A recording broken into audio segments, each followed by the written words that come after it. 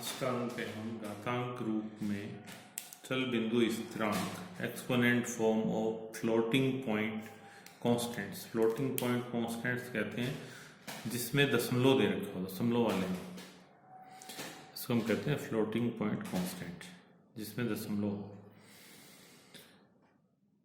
जैसे ये दे रखा है ऊपर, इसके नियम हमने पढ़ लिए थे कि भिन्नात्मक रूप वाले के नियम पढ़ लिए थे। अब हम घातांक रूप में चल बिंदु स्थिरांक को लिखने के लिए इसे दो भागों में बांटते हैं। तब भी किसी चल बिंदु स्थिरांक को घातांक के रूप में, घातांक का मतलब 10 की पावर के रूप में लिखेंगे तो उसमें दो भाग होंगे। एक तो अपूर्णांश भाग, मैंटीसा पार्ट जिसको कहते हैं, दूसरा होता है घातांक भाग जो 10 की पावर में होगा। ये वाला जो होगा ये 10 की पावर में होगा और इसको हम इससे लिखते हैं ई से या स्मॉल ई से। इसका मतलब होता है 10 रेज टू पावर। अगर इसमें लिखा हुआ E10 तो इसका मतलब 10 रेज टू पावर 10, और E10 लिखा है तो भी 10 रेज टू पावर 10, और यदि ये है E-10 तो इसका मतलब 10 रेज टू पावर -10। तो इससे E से पहले का जो पार्ट होगा उसको हम कहते हैं मैंटीसा पार्ट, और दूसरे को हम कहते हैं एक्सपोनेंट पार्ट। पहले हम आते हैं इसमें, जैसे ये एक एग्जांपल दे रखा है इसमें कि 0.16325 E+11। तो इसमें जो पहला ये पार्ट है, यहाँ से यहाँ तक का पार्ट है, ये होता है मैंटीसा पार्ट, और E के बाद में जो दे रखा है वो है एक्सपोनेंट पार्ट। एक्सपोनेंट पार्ट को E से या E से, या तो कैपिटल E से या स्मॉल ई से या 10 से निरूपित करते हैं। अब इसके भी कुछ नियम हैं, चल बिंदु स्थिरांक को घातांक रूप में लिखने के कुछ नियम हैं। जैसे अपूर्णांश भाग, अपूर्णांश का मतलब इसमें है मैंटीसा, इसका मतलब है मैंटीसा, मैंटीसा पार्ट। व चरघातांकी भाग, चरघातांकी का मतलब एक्सपोनेंट पार्ट के मध्य एक अक्षर E या E या 10 भी हो सकता है, लिखा जाता है। जैसे ये तो हो गया मैंटीसा पार्ट, ये हो गया एक्सपोनेंट पार्ट, इसको हम कहते हैं एक्सपोनेंट पार्ट। ये हो गया मैंटीसा पार्ट। तो इसके बीच में एक ये E आएगा, या इसको लिख सकते हैं 0.12345 स्मॉल E +16, ये इस तरह की फॉर्म में इसको लिख सकते हैं। तो इन दोनों के बीच में, मैंटीसा के बीच में और एक्सपोनेंट के बीच में कैपिटल E या स्मॉल E आएगा। दूसरा होगा इसमें अपूर्णांश भाग, मैंटीसा भाग में कम से कम एक अंक दशमलव बिंदु के साथ अनिवार्य होता है। इस वाले पार्ट में कम से कम एक बिंदु, एक डिजिट जरूरी है, कम से कम एक अंक जरूरी है इसमें, जिसमें डेसिमल भी होना चाहिए, एक होना चाहिए कम से कम। ये नहीं कि सीधा ही हम ये लिख दें +60, ये नहीं होगा। फिर ये कहता है कि अगर अपूर्णांश के साथ, भाग के साथ धनात्मक या ऋणात्मक चिन्ह हो सकता है, अपूर्णांश के साथ, मैंटीसा के साथ में प्लस या माइनस साइन हो सकता है। दूसरा, अगर अपूर्णांश के साथ कोई चिन्ह नहीं है तो वह धनात्मक माना जाता है। अब यदि जैसे पहले हमने ये लिखा था कि 0.12345 E और यहाँ पे हम लिख दें 16, तो भी ये पॉजिटिव ही माना जाएगा। प्लस लगा दें तो भी पॉजिटिव है, और प्लस नहीं लगाए तो भी ये पॉजिटिव आएगा। फिर आता है इसमें, ये तो था मैंटीसा पार्ट का। अब आ गया इस पे एक्सपोनेंट पार्ट का। घातांक में कम से कम एक अंक होना चाहिए। जैसे मैंटीसा में कम से कम एक अंक होना चाहिए, लेकिन उसमें एक शर्त और थी कि उसके साथ में डेसिमल होना चाहिए। फिर ये कहता है कि इसी तरह से एक्सपोनेंट में भी कम से कम एक अंक होना चाहिए। यह अंक धनात्मक या ऋणात्मक हो सकता है, धनात्मक या ऋणात्मक हो सकता है यदि अंक से पहले, किसमें, एक्सपोनेंट से पहले, अंक से पहले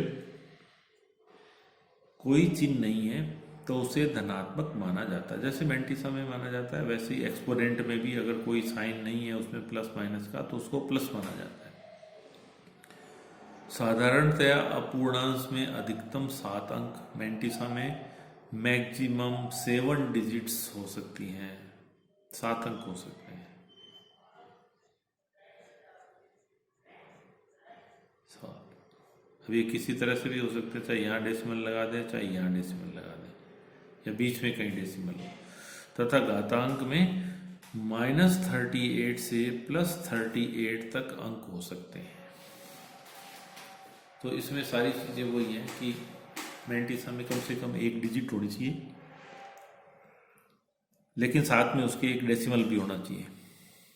सेकंड है इसमें कि मैंटिसा में कम से कम 1 अंक दशमलव बिंदु के साथ अनिवार्य है, और मैंटिसा और एक्सपोनेंट के बीच में कैपिटल ई या स्मॉल ई होना चाहिए। फिर ये कहता है कि मैंटिसा के साथ धनात्मक या ऋणात्मक चिन्ह हो सकता है, उसमें ऋणात्मक भी हो सकता है और धनात्मक भी हो सकता है। अगर मैंटिसा के साथ कोई चिन्ह नहीं है तो वह धनात्मक माना जाता है। इसी तरह से एक्सपोनेंट में कम से कम 1 अंक होना चाहिए। यह अंक धनात्मक या ऋणात्मक पूर्णांक होता है, पूर्णांक होना चाहिए, इसमें डेसिमल नहीं होना चाहिए, ये ध्यान रखना है। यदि इस अंक से पहले कोई चिन्ह नहीं है तो इसे धनात्मक माना जाता है। फिर साधारणतया मैंटिसा में अधिकतम 7 अंक हो सकते हैं, मैंटिसा में मैक्सिमम 7 अंक हो सकते हैं, 7 डिजिट्स हो सकती हैं। तथा घातांक में -38 से +38 तक के अंक हो सकते हैं, और ये हमेशा इंटीजर होने चाहिए। अब इसमें देखते हैं आगे कि कौन सा वैलिड है और कौन सा इनवैलिड है। ये दिए इसमें, ये 1 डिजिट भी दे रखी है, डेसिमल भी दे रखा है, ई भी दे रखा है, और ये इंटीजर भी दे रखा है, तो ये वाला वैलिड है। इसी तरह से डेसिमल दे रखा है, मैंटिसा में 1 डिजिट दे रखी है, स्मॉल ई दे रखी है, और ये एक इंटीजर नंबर दे रखा है, ये भी वैलिड है। इसी तरह से ये भी मैंटिसा में कम से कम 1 डिजिट होनी चाहिए और अधिकतम 7 डिजिट होनी चाहिए। इसी तरह से ये भी 3.888 E+7, ये मैंटिसा हो गया इसका, ये ई आ गया इसमें सिंबल दोनों के बीच में, और ये इंटीजर पार्ट आ गया, एक्सपोनेंट जिसको हम कहते हैं, ये भी वैलिड है। इसी तरह से ये भी वैलिड है, ये नेगेटिव का आ गया, ये भी वैलिड है, और ये भी वैलिड है। दूसरा, अब जैसे ये दिया हमने, तो डेसिमल के बाद सिर्फ डेसिमल लगा के छोड़ दिया इसने, कहता है 4 पॉइंट, ये तो ठीक है, E+11.6, ये इंटीजर होना चाहिए।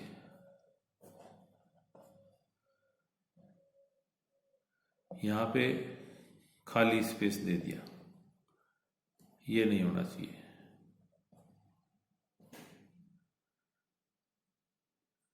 तो इस तरह से ये दोनों के दोनों इनवैलिड स्थिरांक है। फिर आगे चलते हैं हम, सप्रतीक स्थिरांक, कैरेक्टर कांस्टेंट्स। अभी तक तो आए थे इसमें जो डिजिट्स में दे रखे थे, अब आगे इसमें कैरेक्टर में आ गए। सप्रतीक स्थिरांक लिखने के लिए ए से जेड, स्मॉल वर्णमाला या कैपिटल के एक अक्षर या 0 से 9 अंश में से किसी एक अंश या किसी एकल विशेष चिन्ह का प्रयोग किया जाता है। सप्रतीक स्थिरांक को लिखने के लिए काम में लिए गए अक्षर, अंक या विशेष चिन्ह को एकल क्रम अर्धविराम में बंद किया जाता है। जैसे ये बी ले लिया आपने, ये वाला, तो इसको हमने ऐसे बंद कर दिया, ये हो गया कैरेक्टर कांस्टेंट्स। इसी तरह से एक्स लिया, इसको भी बंद कर दिया। 1 लिया, इसमें क्या हो सकता है, अल्फाबेट्स हो सकते हैं, ए से जेड, स्मॉल या कैपिटल। 0 से 9 डिजिट्स हो सकते हैं, और स्पेशल साइन हो सकते हैं, जैसे ये लिया, इक्वल टू, लेस देन का हो सकता है, ग्रेटर देन का हो सकता है, लेकिन ये फिर इसमें बंद होने चाहिए, तब हम कहेंगे कि ये कैरेक्टर कांस्टेंट है। ये तो था करेक्टर कांस्टेंट। अब आ गया करेक्टर वेरिएबल। कांस्टेंट का मतलब जिसकी वैल्यू चेंज नहीं होती हो, जिसकी वैल्यू चेंज नहीं होती हो उसको हम कहते हैं कांस्टेंट। अभी आ गया सी परिवर्तनांक या चर, सी वेरिएबल। एक चर आंकड़े को संग्रहित करने का स्थान है तथा इस मान को प्रोग्राम के संपादन के दौरान परिवर्तित किया जा सकता है। इसमें आप परिवर्तित नहीं कर सकते। सैद्धांतिक स्थिरांक में हम किसी भी चीज को परिवर्तित नहीं कर सकते। इसकी वैल्यू यदि हमने 10 दे दी तो वो हमेशा पूरे प्रोग्राम में 10 रहेगी। लेकिन एक चर जो लिया हमने, वेरिएबल लिया, सी वेरिएबल, उसको जब भी हम प्रोग्राम चलाएंगे, एग्जीक्यूट करेंगे, तो वो उसमें मान में हम उसके मान को हम बदल सकते हैं, उसका मान बदला जा सकता है।